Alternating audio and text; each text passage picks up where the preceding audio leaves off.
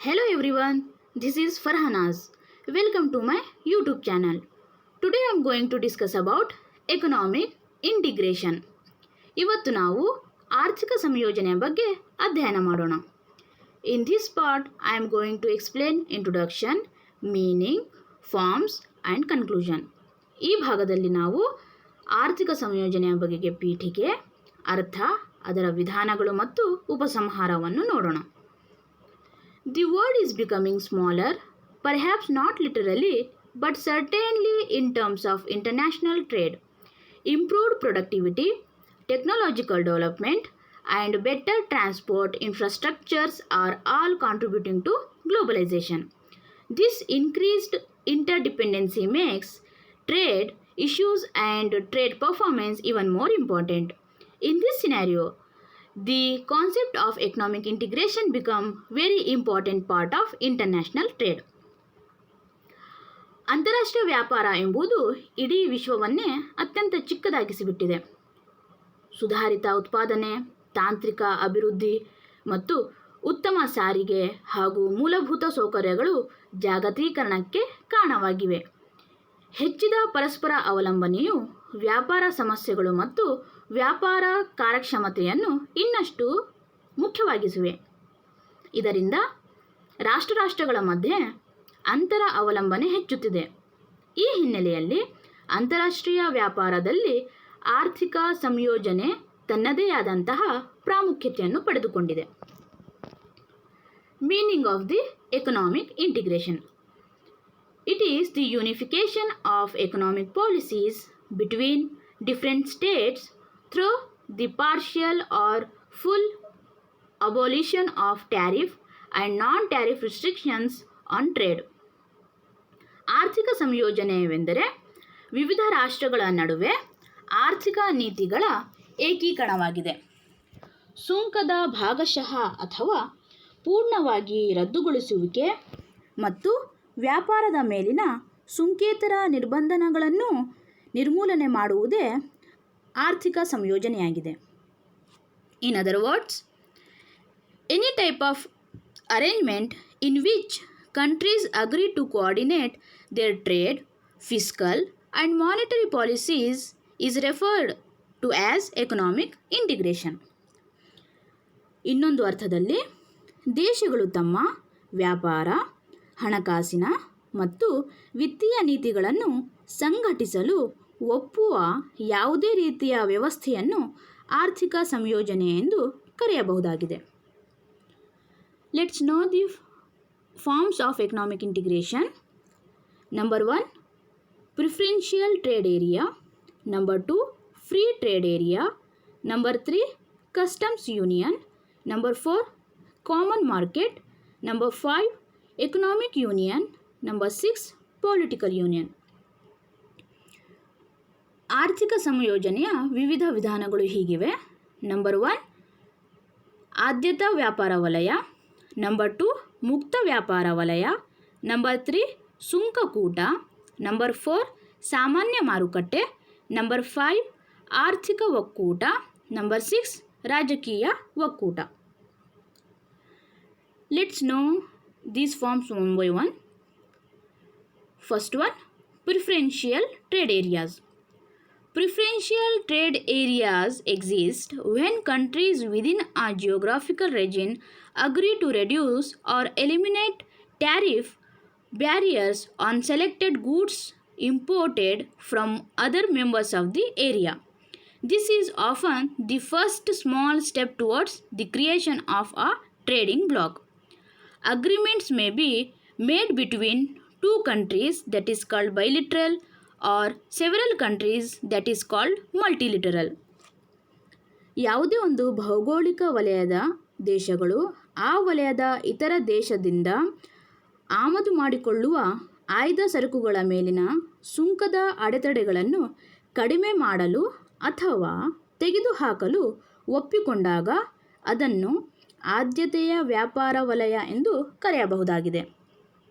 ಆರ್ಥಿಕ ಸಂಯೋಜನೆಯಲ್ಲಿ ವ್ಯಾಪಾರ ವಹಿವಾಟಿನ ರಚನೆಯತ್ತ ಇದು ಮೊದಲ ಹೆಜ್ಜೆಯಾಗಿದೆ.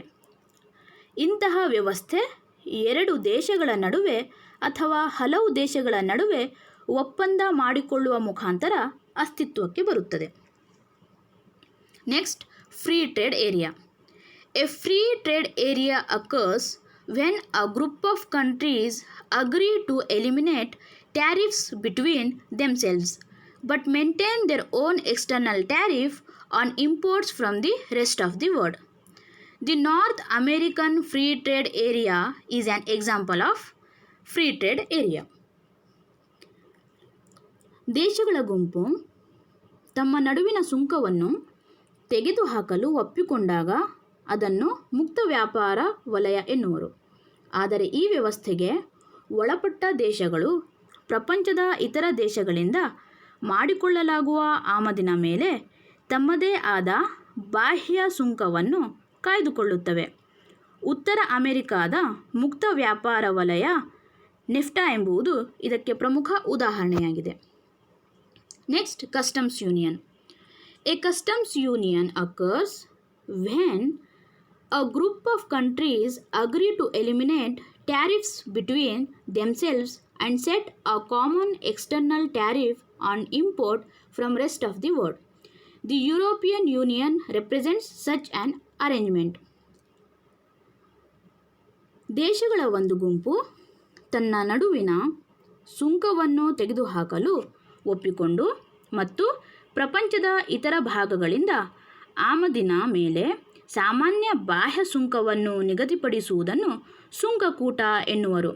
ಇದಕ್ಕೆ ಉದಾಹರಣೆ ಯುರೋಪಿಯನ್ ಯೂನಿಯನ್ ಆಗಿದೆ. Next, common market. A common market establishes free trade in goods and services, sets common external tariffs among members, and allows for the free mobility of capital and labor across the countries. The European Union was established as common market by the Treaty of Rome in 1957, although it took a long time for the transition to take place. Today, European Union citizens have common passport, can work in any member's country, or can invest in any member country. ಸಾಮಾನ್ಯ ಮಾರುಕಟ್ಟೆಯಲ್ಲಿ ಸದಸ್ಯ ರಾಷ್ಟ್ರಗಳ ನಡುವೆ ಪರಸ್ಪರಾವಲಂಬನೆ ಕಂಡುಬರುತ್ತದೆ. ಸರಕು ಮತ್ತು ಸೇವೆಗಳಲ್ಲಿ ಮುಕ್ತ ವ್ಯಾಪಾರವನ್ನು ಕಾಣಬಹುದು. ಸದಸ್ಯರಲ್ಲಿ ಸಾಮಾನ್ಯ ಬಾಹ್ಯ ಸುಂಕವನ್ನು ನಿಗದಿಪಡಿಸಲಾಗಿರುತ್ತದೆ ಮತ್ತು ದೇಶಗಳ ನಡುವೆ ಬಂಡವಾಳ, ಕಾರ್ಮಿಕರ ಮುಕ್ತ ಚಲನಶೀಲತೆಗೆ ಅವಕಾಶ ನೀಡಲಾಗಿರುತ್ತದೆ. 1957ರಲ್ಲಿ ರೋಮ್ ಒಪ್ಪಂದದಿಂದ ಇಂದಿನ ಯುರೋಪಿಯನ್ ಒಕ್ಕೂಟವನ್ನು ಸಾಮಾನ್ಯ ಮಾರುಕಟ್ಟೆಯಾಗಿ ಸ್ಥಾಪಿಸಲಾಗಿತ್ತು. ಯುರೋಪಿಯನ್ ಯೂನಿಯನ್ನ ನಾಗರಿಕರು ಸಾಮಾನ್ಯ ಪಾಸ್ಪೋರ್ಟ್ ಹೊಂದಿದ್ದಾರೆ. ಯಾವುದೇ ಸದಸ್ಯ ರಾಷ್ಟ್ರದಲ್ಲಿ ಅವರು ಕೆಲಸ ಮಾಡಬಹುದು ಅಥವಾ ಯಾವುದೇ ನಿರ್ಬಂಧನೆಗಳಿಲ್ಲದೆ ರಾಷ್ಟ್ರಗಳಲ್ಲಿ ಹೂಡಿಕೆ ಮಾಡಬಹುದು. Economic union. An economic union typically will maintain free trade in goods and services, set common external tariffs among members, allow the free mobility of capital and labor, and will also relegate some fiscal spending responsibilities to a supranational agency. The European Union's common agriculture policy is an example for economic union. ಆರ್ಥಿಕ ಒಕ್ಕೂಟವು ಸಾಮಾನ್ಯವಾಗಿ ಸರಕು ಮತ್ತು ಸೇವೆಗಳಲ್ಲಿ ಮುಕ್ತ ವ್ಯಾಪಾರವನ್ನು ನಿರ್ವಹಿಸುತ್ತದೆ. ಸದಸ್ಯರಲ್ಲಿ ಸಾಮಾನ್ಯ ಬಾಹ್ಯ ಸುಂಕವನ್ನು ನಿಗದಿಪಡಿಸುತ್ತದೆ. ಬಂಡವಾಳ ಮತ್ತು ಕಾರ್ಮಿಕರ ಮುಕ್ತ ಚಲನಶೀಲತೆಯನ್ನು ಅನುಮತಿಸುತ್ತದೆ ಮತ್ತು ಕೆಲವು ಹಣಕಾಸಿನ ಖರ್ಚು ಜವಾಬ್ದಾರಿಗಳನ್ನು ರಾಷ್ಟ್ರೀಯ ಏಜೆನ್ಸಿಗೆ ಹಸ್ತಾಂತರಿಸುತ್ತದೆ. ಯುರೋಪಿಯನ್ ಒಕ್ಕೂಟದ ಸಾಮಾನ್ಯ ಕೃಷಿ ನೀತಿ ಆರ್ಥಿಕ ಒಕ್ಕೂಟಕ್ಕೆ ಒಂದು ಪ್ರಮುಖ ಉದಾಹರಣೆಯಾಗಿದೆ. Next, political union. Members of a trading bloc can add a political dimension to their existing economic dimension by which they can form of international government where member state subordinate national political interests and decision making to the will of the multi-state political organization.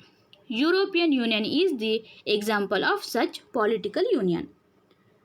ವ್ಯಾಪಾರದ ಬ್ಲಾಕ್ನ ಸದಸ್ಯರು ತಮ್ಮ ಅಸ್ತಿತ್ವದಲ್ಲಿರುವ ಆರ್ಥಿಕತೆಗೆ ರಾಜಕೀಯ ಆಯಾಮಗಳನ್ನು ಸೇರಿಸಬಹುದು.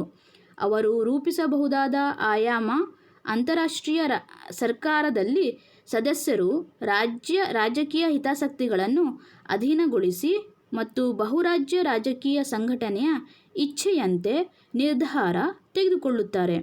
ಇಂತಹ ರಾಜಕೀಯ ಒಕ್ಕೂಟಕ್ಕೆ ಯುರೋಪಿಯನ್ ಯೂನಿಯನ್ ಪ್ರಮುಖ ಉದಾಹರಣೆಯಾಗಿದೆ. We came to the last part of this session, conclusion. The advantages of economic integration fall into three categories: trade benefit, employment, and political cooperation. More specifically, economic integration typically leads to a reduction in the cost of trade, improved availability of goods and services, and wider section of them, and gains in efficiency that lead to greater purchasing power. ಆರ್ಥಿಕ ಸಂಯೋಜನೆಯ ಅನುಕೂಲತೆಗಳು ವ್ಯಾಪಾರ ಲಾಭಗಳು, ಉದ್ಯೋಗ ಮತ್ತು ರಾಜಕೀಯ ಸಹಕಾರ ಈ ಮುಂತಾದವುಗಳಾಗಿರಬಹುದು. ಆದರೆ ಹೆಚ್ಚು ನಿರ್ದಿಷ್ಟವಾಗಿ ಹೇಳುವುದಾದರೆ ಆರ್ಥಿಕ ಸಂಯೋಜನೆಯು ಸಾಮಾನ್ಯವಾಗಿ ವ್ಯಾಪಾರದ ವೆಚ್ಚದಲ್ಲಿನ ಇಳಿಕೆ, ಸರಕು ಮತ್ತು ಸೇವೆಗಳ ಸುಧಾರಿತ ಲಭ್ಯತೆ ಮತ್ತು ಅವುಗಳಲ್ಲಿ ವ್ಯಾಪಕವಾದ ಆಯ್ಕೆ ಹಾಗೂ ಹೆಚ್ಚಿನ ಕೊಳ್ಳುವ ಶಕ್ತಿಯಲ್ಲಿ ದಕ್ಷತೆಯ ಲಾಭಗಳಿಗೆ ಕಾರಣವಾಗುತ್ತದೆ. That's why in this competitive world we need a very strong bond of economic integration among countries. Here you can see the chart. In this chart you can easily get to know how one form of economic integration is different from another one. Hope this chart will help you to understand more. ಈ ಒಂದು ಚಾರ್ಟಿನಲ್ಲಿ ನಿಮಗೆ ಆರ್ಥಿಕ ಸಂಯೋಜನೆಯ ಒಂದು ವಿಧಾನ ಮತ್ತೊಂದು ವಿಧಾನದೊಂದಿಗೆ ಯಾವ ರೀತಿ ವ್ಯತ್ಯಾಸದಿಂದ ಕೂಡಿದೆ ಎಂಬುದನ್ನು ನೀವಿಲ್ಲಿ ಸ್ಪಷ್ಟವಾಗಿ ತಿಳಿಯಬಹುದಾಗಿದೆ. This is all about economic integration. If you have any doubts, you can ask me in comment box. Thank you so much.